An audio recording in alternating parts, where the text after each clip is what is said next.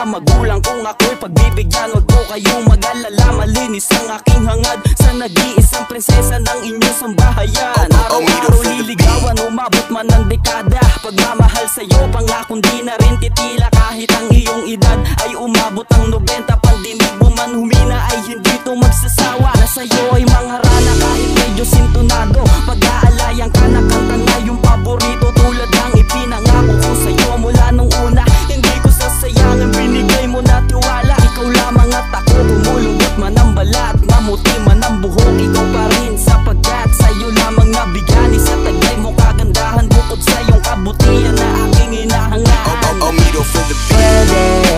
Pwede ba kitang marana at tungawin sa bintana? Kahit sumaglit ka lang sana, gusto lang kasi kitang makita.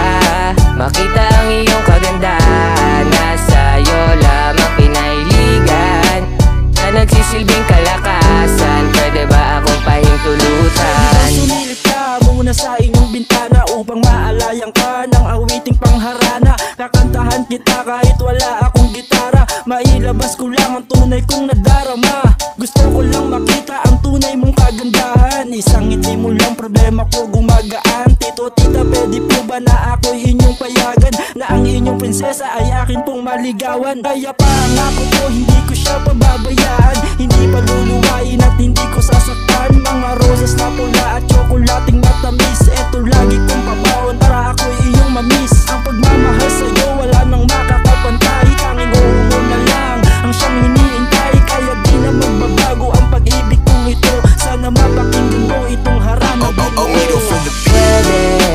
Pwede ba kitang marana at tungawin sa bintana?